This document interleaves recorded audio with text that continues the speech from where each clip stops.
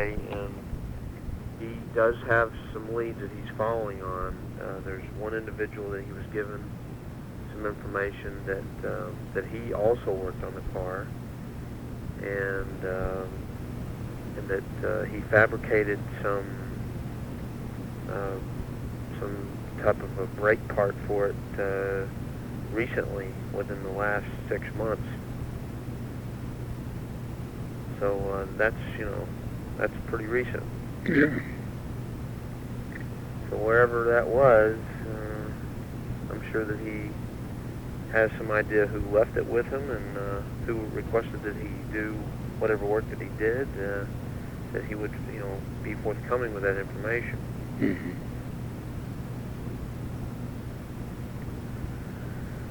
So anyway, So I hope I'm not disturbing you no, tonight. so when are you going to get back to Pierre? Tomorrow, I'll be checking in with him. I call him at least once a day. Mm-hmm. He's probably sick of hearing from me, but... When do you expect to meet with Philippe? Well, I expect to meet with him, in the next day or so. I don't know necessarily it will be tomorrow. You know where he is? No. The phone number that came up on my caller ID is unknown, Mm-hmm. and it's from a cell phone, so he could be anywhere. Yeah, he's got this Beverly Hills Ferrari agency out in California. That's correct. He could be there, or he could be over in Belgium. That's correct. Now, I have received calls from Belgium from him, and I've received calls that weren't identifying Beverly Hills, but did identify California. Mm-hmm. I do have 2 cell phone numbers on him, one being in Belgium and one being in a Los Angeles area code, Mm-hmm. 310. But he could be, he could be in Miami. He could be down the street. He could be, in California. He could be in Kansas for all I know. Yeah, that's right. Now, he did say that he was going to be in New York this week, or last week, for some Ferrari meet. Mm-hmm. So, And then he could tie that in with your meeting. yeah, that would be, I'm assuming that he's here based on what he told me. Mm-hmm. Mark, when you raise the question, why does the price go up? Is this strictly your own question, or is that Philippe's? No. I got to have an answer for them.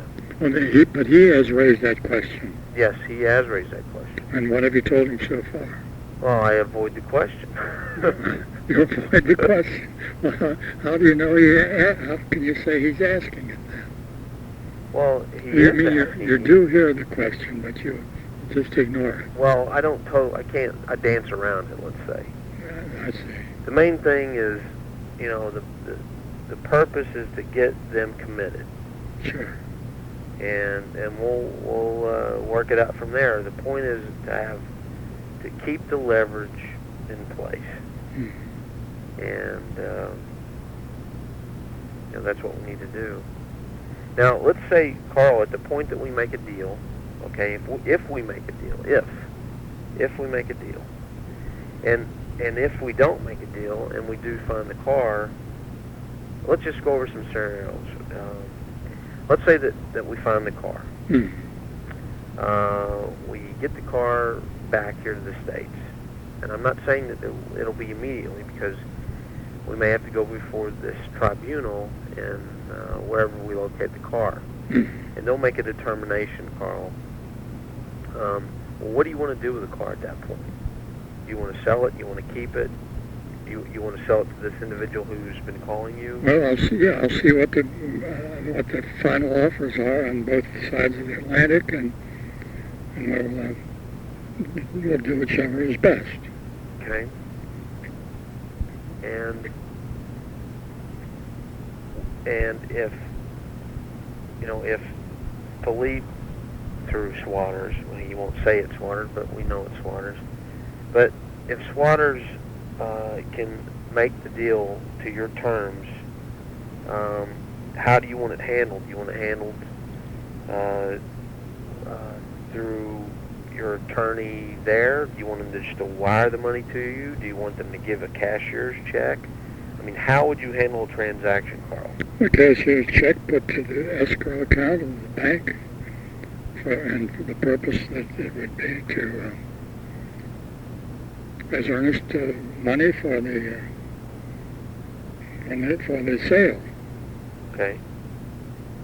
So if they meet your requirements, if it's asked of me, and they're very ambiguous how they ask, if they say to me, if we are to meet Mr. Kleve's requirements, is he agreeable to close this deal?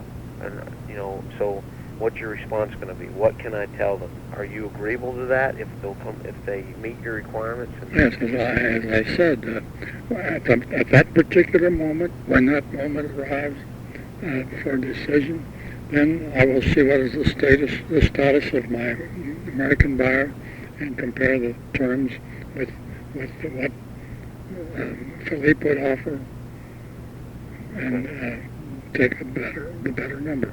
Okay. Now, before, Carl, they have offered money and a car. Mm-hmm. Now, is this something that you would also consider? Yeah, I would consider that too. Okay. All right, well, again, we'll be playing this one by ear. Yeah. I tell you what, we should be, what do they call it when you're a musician and you play by ear? Improvise. Oh, yeah, you improvise. That's right. Improvisation. Mm-hmm. Yeah, that's a good way to go about it. Hey, I wanted to ask you, that tape you sent me? Yeah.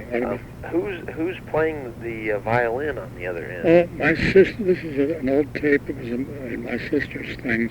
They would have her sit as a judge on these scholarship hearings. Oh. They would have performances by various young musicians. Wow, I tell you what, there's some really talented people on Very, that tape. very good string work there on that Amazing. violin.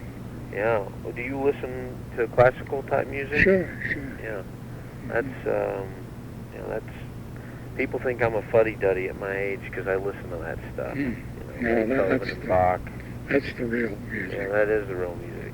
And my kids listen to it because it really stimulates their brain. It's actually, they've done studies, Carl, that show that it stimulates their mathematical ability. Instead of listening to like junk on the stereo, radio. But I don't even know. I tell you what, somebody needs to invest in stocks that are in the hearing aid business, because the kids nowadays are all going to be deaf. Oh boy, isn't it the truth?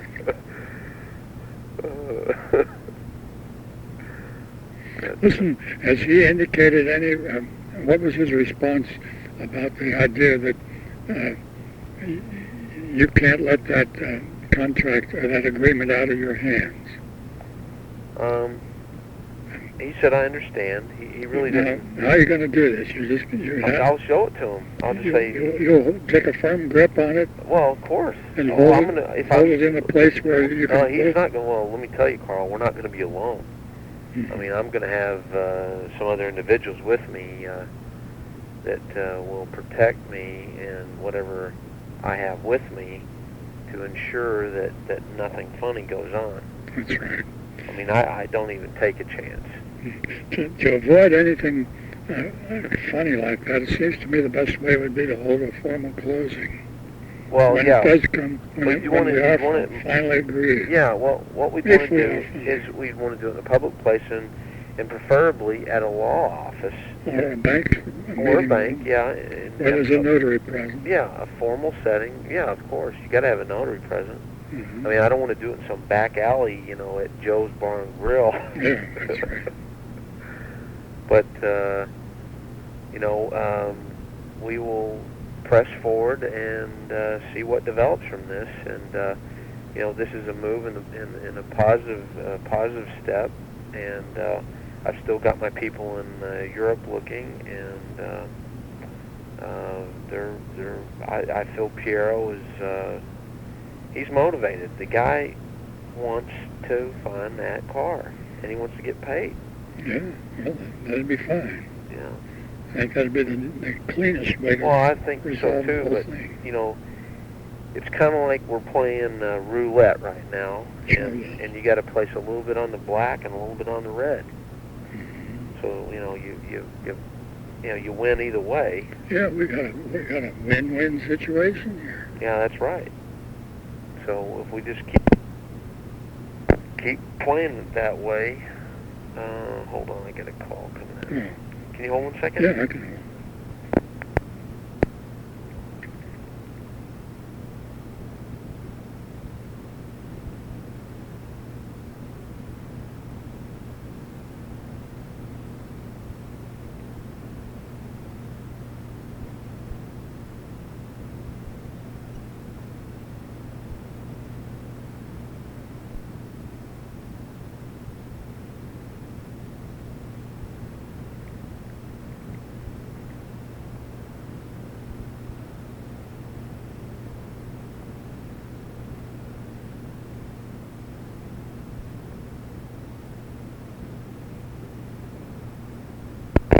Sorry, Carl. That's all right. That was one of my buddies telling me one of my clients is on TV. He was a baseball player, Jack Clark. Mm-hmm. He played for St. Louis Cardinals. Mm-hmm. So you should you switch on there and watch him, huh? Yeah, he told me, hey, turn on the TV. Yeah. Jack's on. Jack had a Ferrari stolen, and that's how I got involved with him. He had 2 Ferraris stolen. Mm-hmm. And I recovered one in California, and the other one went to Germany. And I just located that car about 2 months ago, and I'm going through the procedures there as well, kind of like what we're doing right now. It's a 288 GTO. It's worth about $500,000. So he'll be happy. What's funny about his case is his car, Carl, he left it on consignment at a Ferrari dealership. And one of the workers there stole the car. Yeah. So you think you left it in somebody's hands that's dependable. That's right. But you're getting it back. Oh, yeah. Yeah. Want to get the car back. That's encouraging. Yeah.